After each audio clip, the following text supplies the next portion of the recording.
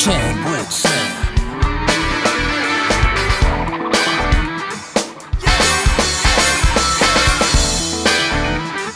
Jam with Sam.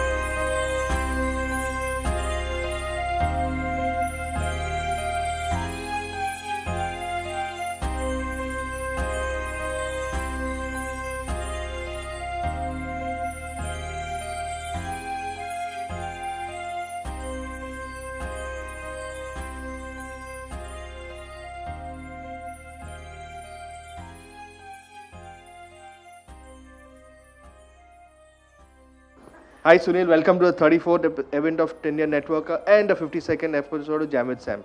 Thank you so much for agreeing to be part of the Jam with Sam interview. So let's start with education. So I got educated with my primary education in a school called Lady of Good Counsel High School at Sion. We used to live in a place close to that called Kurla. This was the only convent school available in the entire vicinity, running into a few kilometers. So that was the only possible place that we could go and get educated. This is Kurla near that Vidya Vihar over there? Before Vidya Vihar. Before Vidya, so it's between, Kurla is between Vidya Vihar and Sion, the station between Sion. So, and it was just next to the station. So you come out of the station and you just climb up the stairs and the school is there. But to get to the station in Kurla, where we used to live, we had to walk on the tracks. Oh shit. There were no overbridges in those days. So you had no other choice but to walk through the tracks and go to the station or cross from one platform to the other through the tracks and then go and get into the school. Whoa. So that's where I got educated up to for my primary education. And then I went to... You mean you survived that over there? We survived. Wow. We did every kind of pranks that one can think of. Jumping out of running trains, doing all those kind of things, which nobody should be doing. We got caught as well. Once we fell down, all 5-6 of us jumped onto in a fast train, and we started rolling on the platform. Oh my God. And everybody noticed. So the complaint was sent to our school, not even to our parents. So somebody complained to the school, and parents were called, and that's how parents got to know that we have been up to these kind of mischiefs and all. And what age was this? I was in the 5th standard, so you can imagine 10 years old doing these kind of things. And when people say that I was a very serious student in college life and all, never bunked and all. But when they ask me what kind of a moron guy you are, no bunking, no running away, I said I actually bunked in school days, and I bunked in my kindergarten. Very interesting stuff that I have to tell you of my kindergarten days. So the moment you would see your parent dropping you, all the kids would start crying. So one started crying means the full class would start crying in those days. And our teacher had a very high platform, it was actually a chemistry lab, converted into a kindergarten class in the morning. So I slowly crawled from the chairs and actually jumped out of the class. So the only thing I knew was that the school is next to a station and you walk up to the station. So that was known mechanically that school is next to the station, so walk to the station. Now the thing was that Kurla and Sion, where we lived, was one station. Went to the station, the train came, got into the train, one station came, I got down, and mechanically I started walking on the tracks. That was a formula that you have to walk back to the tracks. not realizing that instead of going to Kurla, I had gone to Matunga. Yeah, and I was actually picked up by a goods train driver on the tracks, on the parallel tracks. He stopped the goods train because he saw my school dress, and his child happened to be in our school. Oh God. So he recognized that, actually stopped the goods train because they were very slow trains those days.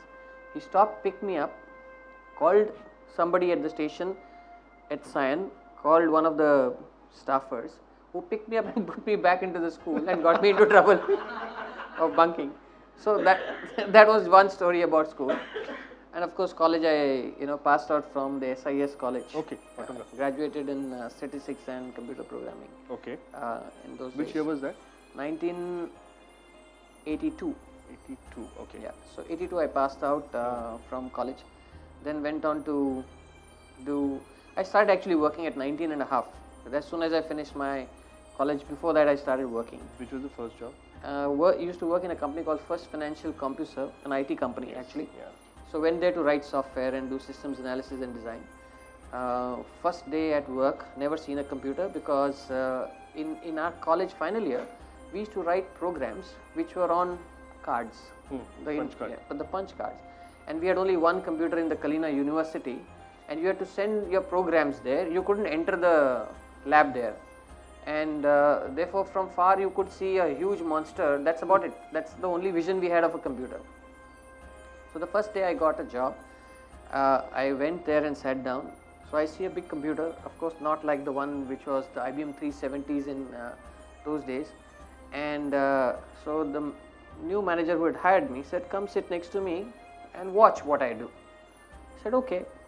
So I went, sat down next to him, and after a while didn't understand a damn of what he was doing.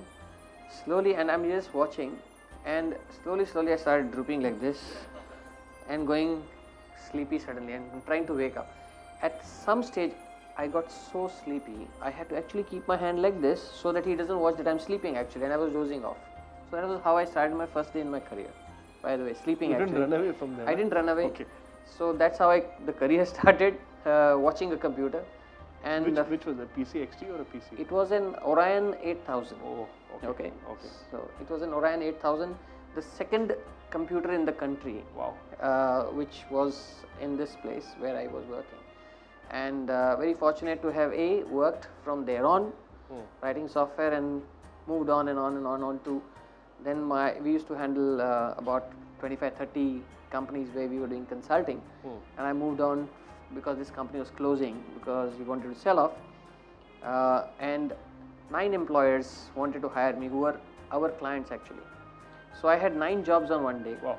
The day we were closing, we had 9 offers before that, and my MD, who was Manu Parpia, Godrej Geometry's MD, so he said, no, let me shortlist for you what is good for you. Let me shortlist. 3 companies he shortlisted. Then he did everything.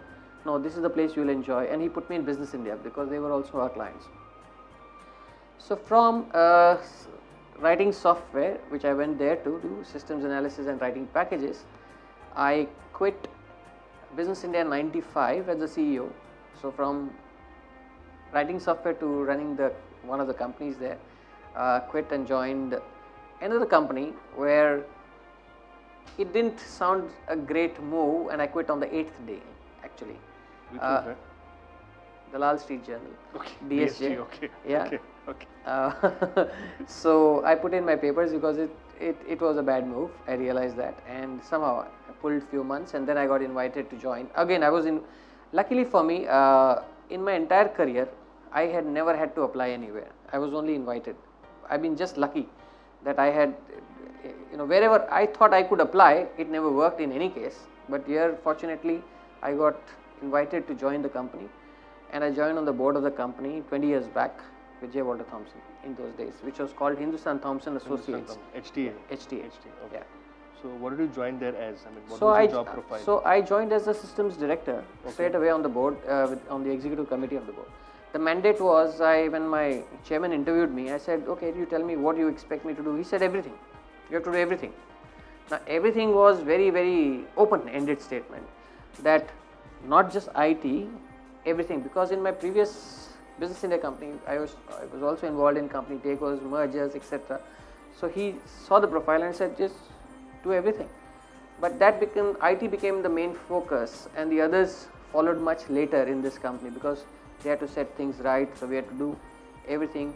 There was nothing called computerization in those days in the media industry, so we were absolutely pretty far behind in technology. So I had to bring in a big change. Luckily I had a good team which supported, the chairman supported, and we started completely overhauling how the media industry works, and we were the leaders, and we started changing the entire thing all over. But much before that, with my previous company, so I brought Apple into the country. I was responsible for bringing them into the country. They were not present in the country, and I made them actually set shop in the country because we were giving them some consulting advice on how to go about and everything. But of course, in those days there were no mobile phones or iPads or iPods, nothing of those kind. They were just the Apple II SE machines and Quadras, which were launched in those days and all. So we made dramatic changes even in those days to bring technology which nobody else had done. And I always believed in taking big risks. Luckily, I had my chairman of my previous company, even now, wherever I have been, to encourage and help me in that risk. Risks paid off. We took calculated risk, of course, but we did things which nobody in the country had done. So every project that I did was absolutely unique and trendsetter for the media industry here. Some of the projects which we did were first time ever done in the world. Ever done in the media world. Nobody had ever attempted. One example? So one example was like an ERP, for example. So we implemented an ERP in '99. Oh, wow. So almost 17 years back, when the biggest corporates were struggling and failing in those days, and nobody had ever heard of a big system in a media industry, and then we implemented an ERP, just jumped onto the bandwagon. And the company which helped implement was Oracle, and I had Larry Ellison's #2 guy monitoring the project from there, because they realized this was a great vertical opener for them. It actually opened the vertical for them worldwide, because they never focused on media, because they thought we were all ancient people, nobody understood anything. These are all typically cut-paste artists who work in media companies. In those days, nothing was happening.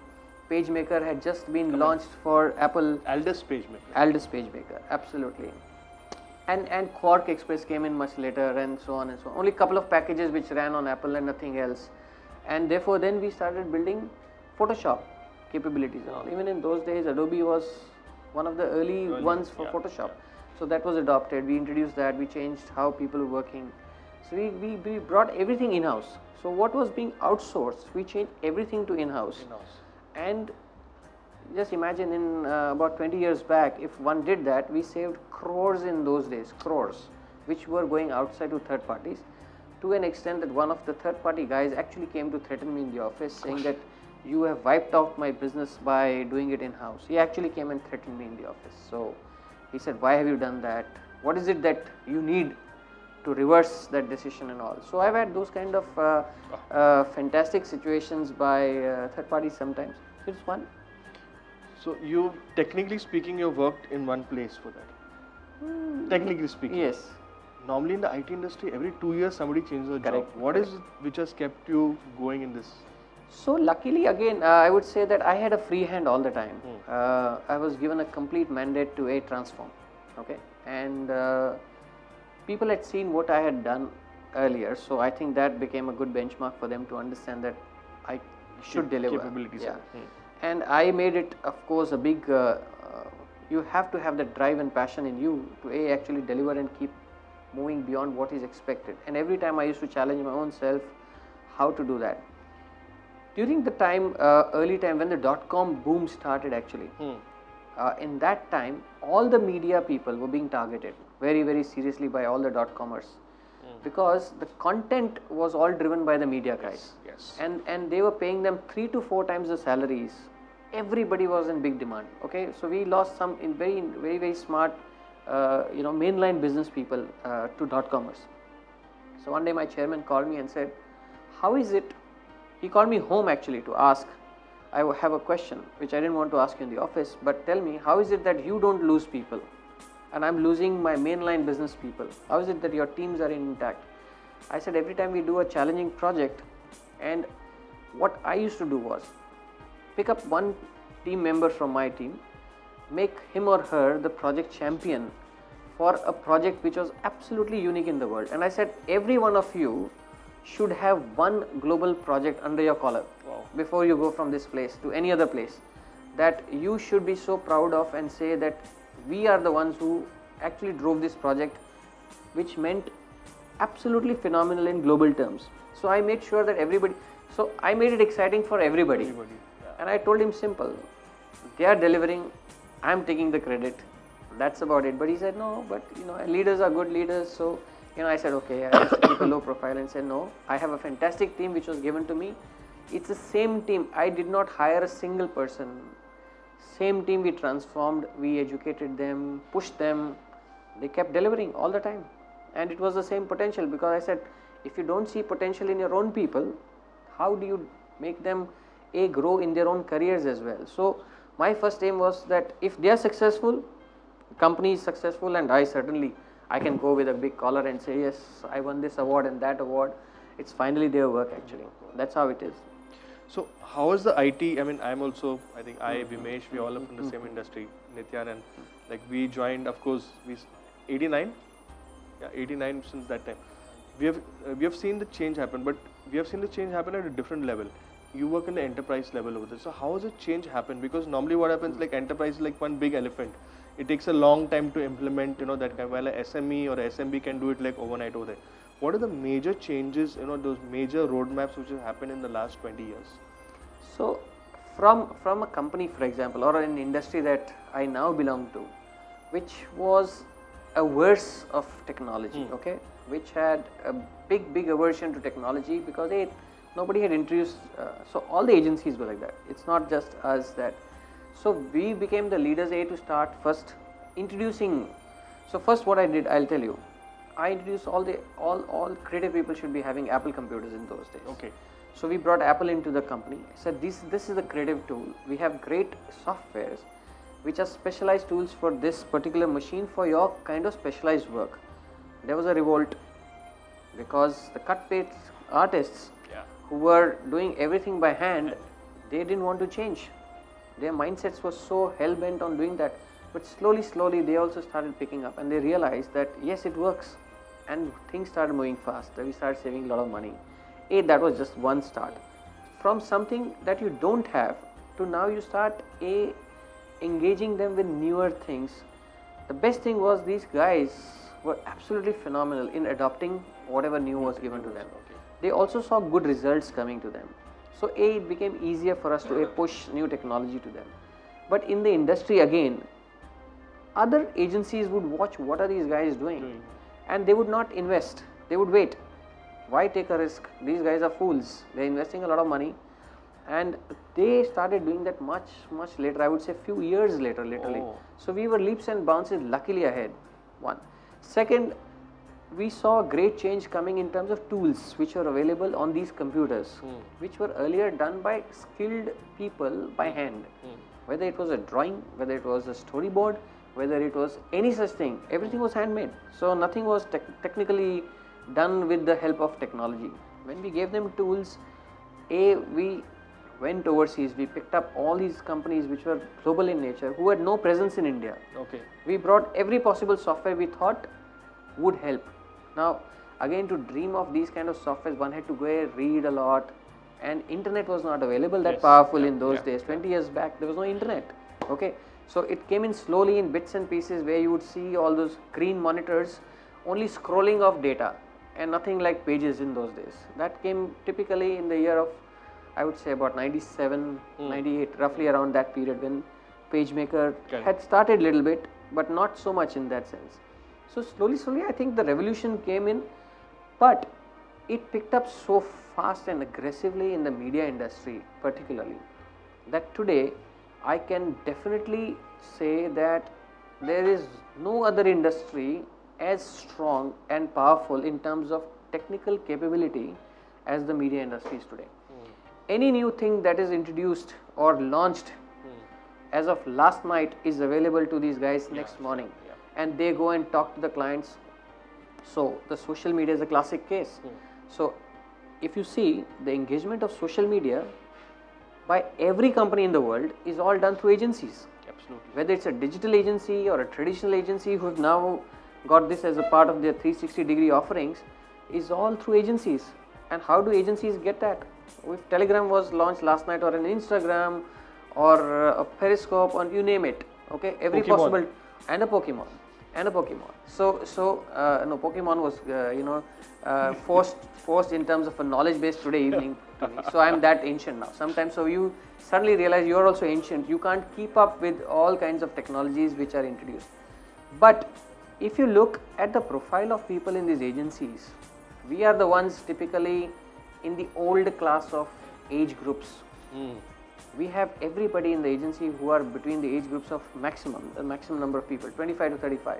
That's the agency composition today. All these youngsters come with 2 phones in their pockets. They have the best computers of their own.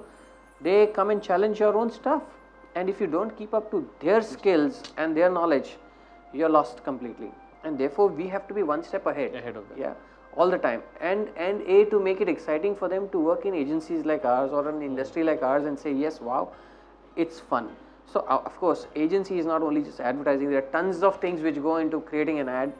The scope of jobs is so wide now. Unlike earlier, 2-3 profiles and you do multiple things. Now, everything has a specialized role as well. So, I think changes over the last 20 years have been phenomenal, and I think media industry today really commands great respect in terms of knowing technology and using it very, very effectively worldwide for every possible company in the world. One of the biggest costs to any media industry right now is the cost to license software. So, a company like yours or a large companies, even smaller companies, they have Adobe at their throat and all, buy so many. While the smaller guys and all are able to get away with that thing over there. Now, Adobe has now changed from that box to a licensed cover model over there. How is it affecting the profit? Will be affected in that over there. There's going to be some long-term effects. So, how is it affecting you over there? So I'll take you 25 years back actually. So first time ever we brought software to run on the Apple machines. When I was with Business India, there was nothing called piracy or anti-piracy law in the country. Okay, everybody used to buy software which used to cost $1 Singapore per software, which was 4 rupees. Actually, 4 rupees mein you could get one floppy which had a software, and we would fly down to Singapore, buy 80 pieces of software and come back. It used to cost us 3,000 rupees, 4,000 rupees to fly down, and about 3,000-4,000 rupees to stay there. 10,000 rupees mein you're back with 80 softwares. Okay. Yeah. Simlin Square. Simlim was, of course, more for ICs, but there were many other places there in Singapore as well. But that's how it worked that time. So nobody was worried about a piracy. For the first time in my own company, when we imported absolutely phenomenal software, hardware, nobody in the country, probably 1 or 2 people in the world had those kind of setups. So we invested very heavily, and I forced my chairman that we will buy legal software 25 years back, and he was shocked. Why you want to spend so much money? Itna paisa lagega. Why so much money? It's available for 4 rupees. You only go there and bring it for us in any case. Why not now? I said no. We're investing so much money now. We should have a legal copy of each. Now, in those days, it was very easy to pass on our software as well. People would come and copy, and you would happily give it to them. Yeah, no serial number, no activation, nothing. All the companies, the hardware manufacturing companies in India, whether it was Zenith, HCL, Wipro, all gave free pirated software with their machines to every customer in those days. So there was no law which would prohibit them in those days. But now, because of anti-piracy laws which came in later, companies like ours are very, very serious about these kind of things. We are very strict about compliances. Worldwide, what we do is we buy in bulk. Yeah. So, for example, we have 190,000 people worldwide. So, when I do a deal with Microsoft or an Adobe, I do on the basis of headcount. So, I buy 190,000 licenses at one go.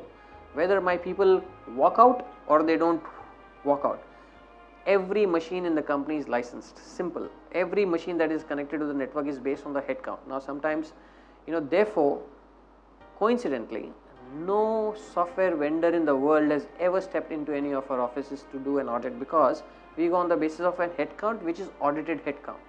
So it is produced to them, this is the headcount, this is the licenses, that's about it, done at a global level. Same we do with Adobe in terms of number of creative machines that we buy. For example, that many, if I buy so many Apple machines for example, there is a standard set of software that I buy for my creative people, and it's all licensed, everything is licensed, we pay for it, we budget for it, and our mantra is very clear, we are using that software to make money. Absolutely. We are using that software to make money, we have to pay for it.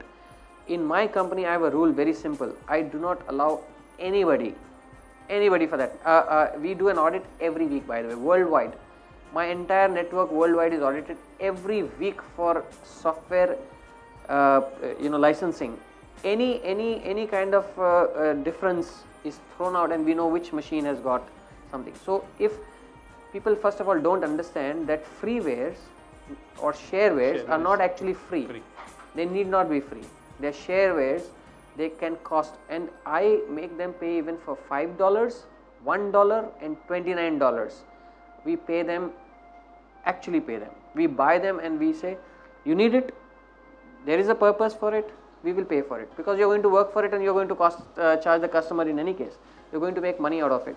So we pay for every goddamn license. So there is nothing called illegal in the company, very proudly.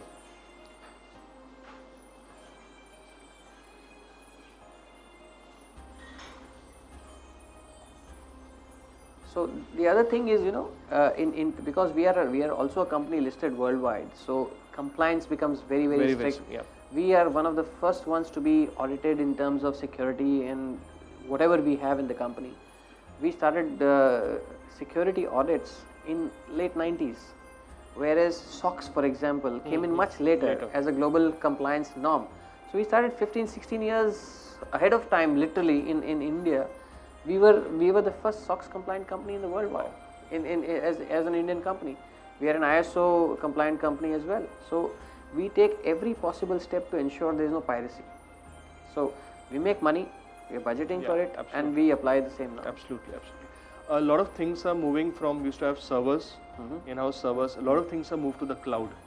How are you adopting the cloud over? These are typical IT questions, but we are non-IT people over here. So for example, we have embarked on a very ambitious program in our company actually, worldwide. For the first time in the world, we have given an outsourcing contract to IBM, the biggest ever in the world in their history. It's 15,000 crores.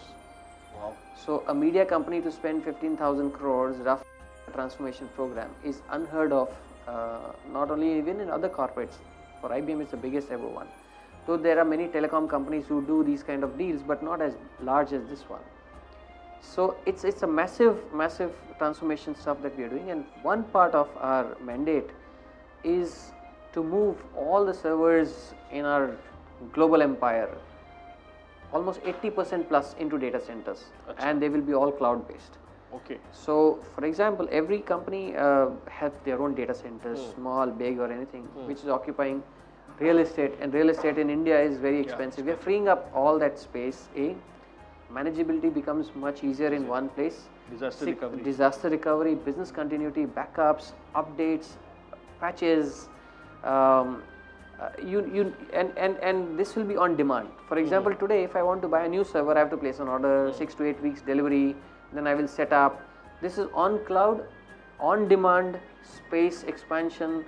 You have a new client, new demand for space or computing, you just provision it on the cloud in the GIF. Next 1 hour it is ready and available to you. So we are getting 8 data centers built worldwide for us, especially on this program. Okay. Yeah.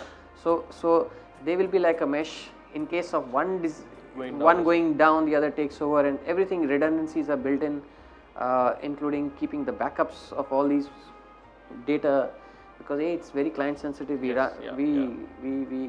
run transactions worth billions of dollars on a daily basis in terms of media buying. So we have to make sure that data is safe, client data is safe, transactional data is safe.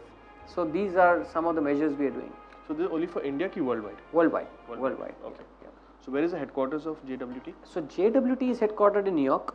The parent company WPP, which I now represent for South Asia. Okay. So J. Walter Thompson is one. So I look after the full WPP group now for South Asia. So WPP is based out of London. Okay. So they are headquartered in London. Okay. Most of our opcos, for example, J. Walter Thompson or Ogilvy, Gray, Y&R, Group M, all of them are headquartered in New York because that's the media world headquarters for most of the big So Group M companies. is also part of. Group M is also part. So in India we have almost like close to more than 60% of the market share in the group. Fantastic. Okay, so you're a Rotarian from a past governors club. Yes. You'll not be IPDG, is PDG governor now, right now. Yeah. What has been your journey in Rotary? Can you just share that? So my Rotary roots actually started in school. Oh. So I was an interactor in school. Oh wow. So from an interactor, then I moved to Rotractor when I came to college sometime later, and then I said I'm going to become a Rotarian. But then I said let me pause because my career was taking a beating and doing a lot of social work only. So in '85 I decided to quit Rotaract. I was nominated to become the DRR, and I didn't take it up unopposed. So I didn't take it up. I said now I want to concentrate on my career. So I said 10 years I'm going to take a break. So in 2005 or sorry, in '95 actually I will join. Okay. I also joined the same year. But in 10 years later I actually didn't join. So I was still not happy with my progress in my career, I thought, and because there was no time, and then I got pulled in by one of my friends 20 years later from the time I left Rotary. So 2005 literally I joined. Okay, you joined. Okay. So 20 years. So 10 years didn't happen, but 20 years happened. So you were at Bombay PR. Bombay PR. Fantastic. So how's been your experience in PR? Absolutely fantastic, young crowd, absolutely like-minded people, very enthusiastic to do a lot of work for social upliftment in every possible way. Many of them are angel donors who don't even want to be talked about when they do good stuff, which is a great thing to do because they are not waiting for platforms to be recognized or to be given awards. They just want to do it because they luckily can. They are in a position to do charity work or help in any whatsoever manner. So in my own capacity, whatever I can in my available time, me and my wife, we both do a lot of activities. Bombay PR is one of the only clubs I see where spouses are involved to a very, very large extent. Actually, they run the club more than us with most of the activities actually. It's more lively and project oriented because of the ants, because they contribute a lot of time. So it's an inner wheel club ki they're just part of it? It's the first time they formed an inner wheel club now, and of course Mayuri is also a member in the inner wheel club now. But they'll meet like once in a month because it's just a start. So this is the first. They are going to inaugurate or get inducted on 22nd July actually. So when are you becoming the president?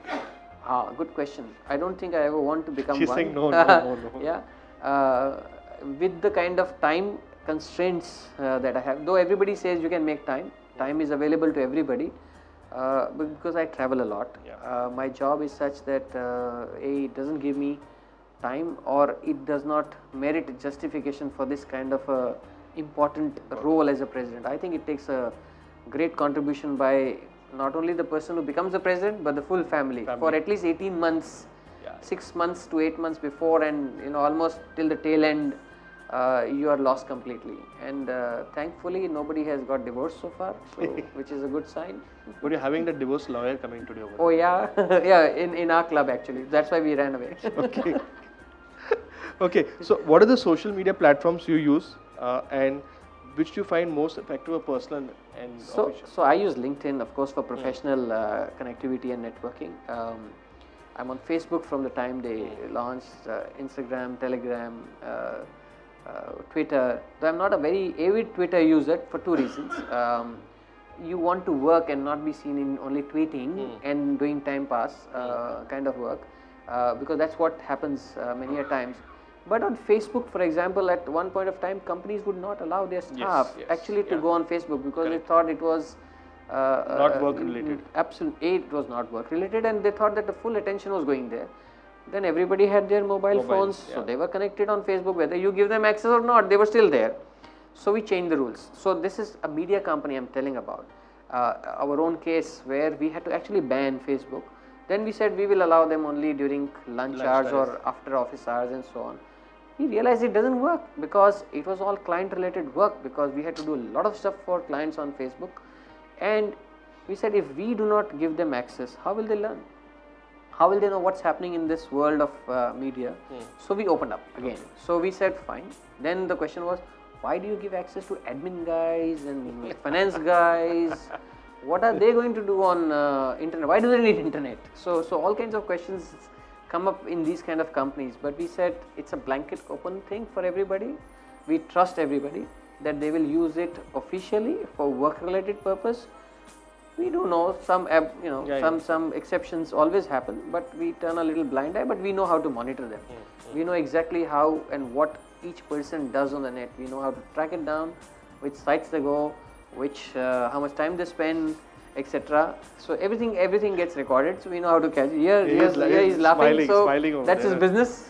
So he's very happy that's being talked about. That's his bread and butter.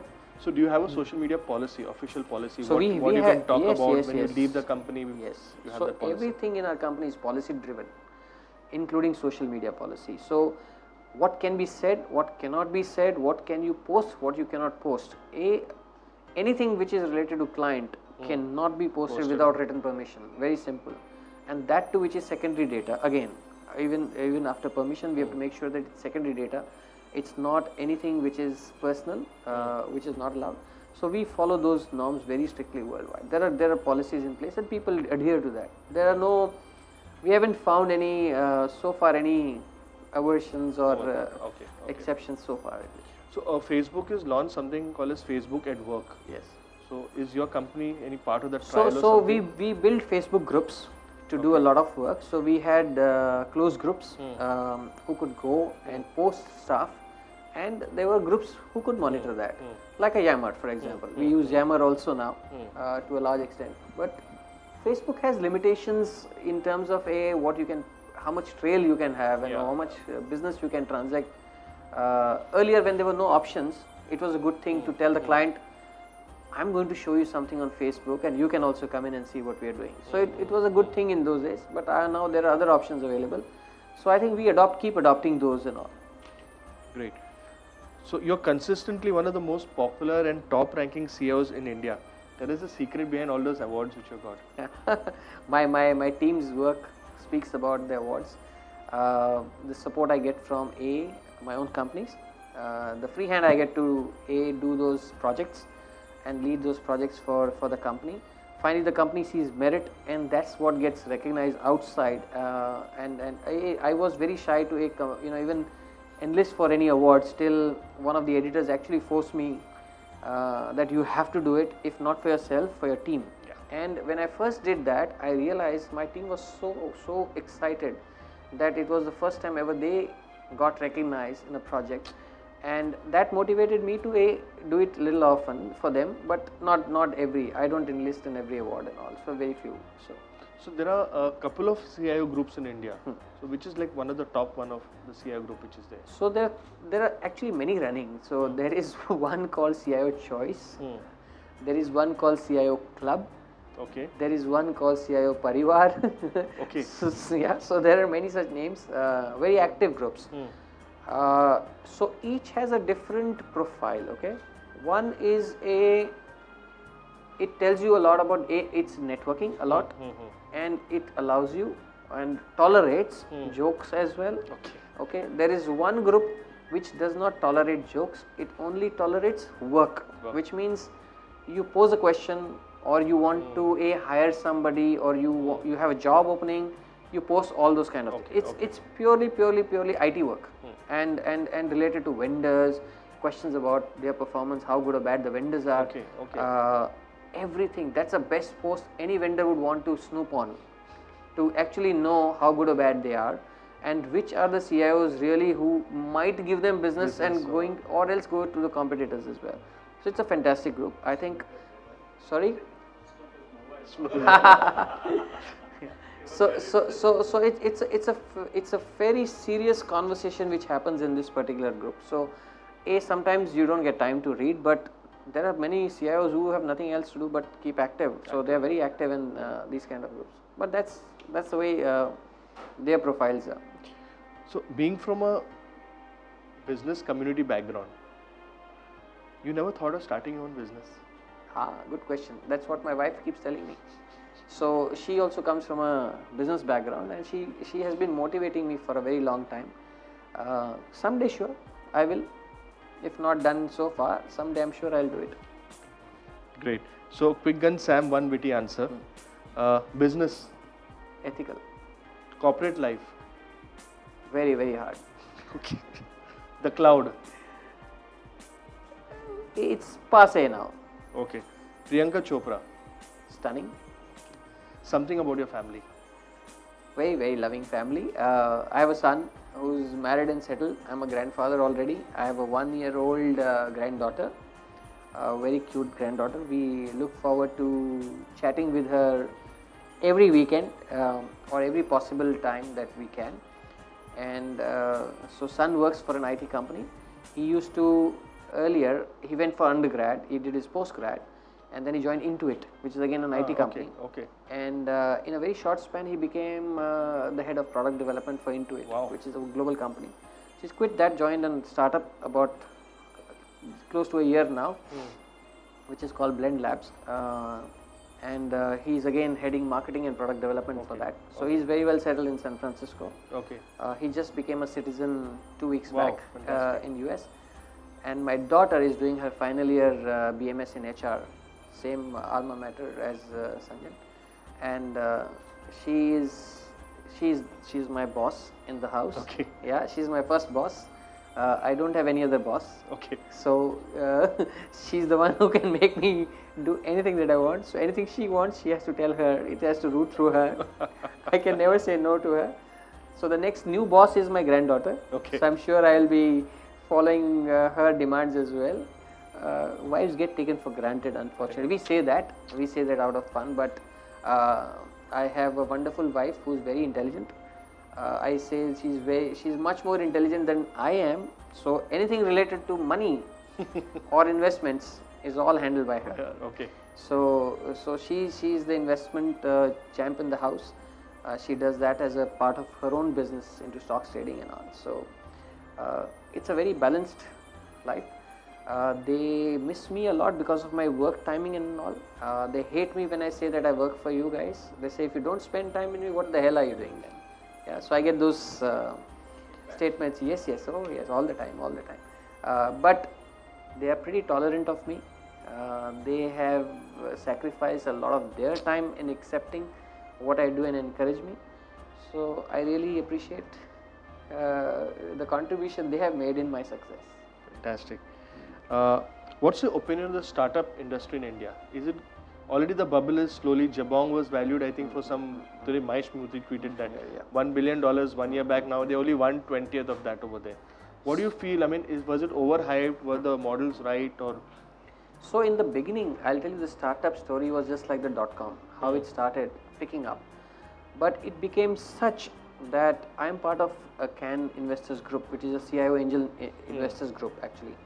When we meet people, we realize that some are very serious startup companies who are looking at going to the next level. There are some who actually come and present when they want investments. In 18 months our valuation will become so much and we'll sell it and go. Now if that is the kind of mindset, that's a great bad start, I would say. And that is not what you want to see in a startup. Our Prime Minister said we'll have 10,000 startups through NASSCOM. So NASSCOM also got involved in 10,000 startups, they have that. Correct. So now these 10,000 startups, I mean, these are 2 people, 3 people, youngsters. Everybody thinks that I'm going to become a millionaire overnight, by selling my company, which others are doing. Every company cannot. But the thing is, one good thing is, I personally feel the hit rate will be 2 to 3% in these startups. It's not going to be phenomenally high. The risks are very high now, I would say that, against what was happening earlier when Snapdeals and Jabongs started actually. The risks were not very high. Now people are very careful in what kind of models they come with. and the kind of technologies available now with these youngsters is amazing. That's one great plus point, I would say. So they are ready to launch something new or something which is niche very quickly than what it used to happen, or take us years to found life. But a word of caution, I would say that I won't say that it is in between. It became a very overhyped status, and I thought it was now going to go bust. It slowed down. It slowed down, and now people are a bit cautious on how much investments to make in these startups and all. And the startups also have realized, though they still keep coming by, hordes and hordes. Everybody wants to become a millionaire. The bad thing is that it's being over ambitiously driven by or misguided many a times to these youngsters and not properly mentored or guided. So what we do in CAN, for example, we are mentoring them. We're holding hands and telling them what to do and what not to do. So if we see a model which is very good, so there are CIOs who actually tell them what to do. Okay. So they need not be on the board, but they become part of mentoring them and actually helping them in actually driving it right. So that's what is happening. But I think it's going to be slow now. It's not going to be so fast, but it's going to be the right model to pick up. Okay. So good, very good insight. Particular thing. One of our guests is nodding his head because he does all this startup. Oh, you do that? Yeah, he does that over there. So the way forward for you and word of advice to all the young entrepreneurs over here. You're all young, Absolutely, absolutely. I'm the only oldie here. That's why I'm perched here a little bit. No, I think everybody has to have an entrepreneurial mind. What happens, sometimes we become entrepreneurs in our own way to start our own business. But whilst we are in the corporate world, we are also entrepreneurs because we are working as entrepreneurs for the company. It's just that we have not taken probably risks to set up something on our own. And I actually admire people who have taken risks and done something on their own. Small, big, medium size does not matter. But I think the fact that you have the capability and the appetite to take that risk is absolutely amazing. And I'm in love with everybody who's an entrepreneur. So that's what my wife keeps on telling me. But she has a word of caution. She says, actually, you may not become a successful entrepreneur because you don't do anything wrong in life. And to become a successful entrepreneur, sometimes you have to probably do certain things which are not probably in the books or as per the law. And I am a very strict, principled person when it comes to that. Especially in India, it is tough. Yes. You have to bend and correct. So somehow I have not imbibed that in my entire career, and I'm a totally against person about that. So you may go back to that, once like what you were in your childhood, it repeats over there. Yeah, so you never know. that can come out over there. Sunil, thank you so much for being on our show. My pleasure. Thank you for inviting me, and thank you for listening.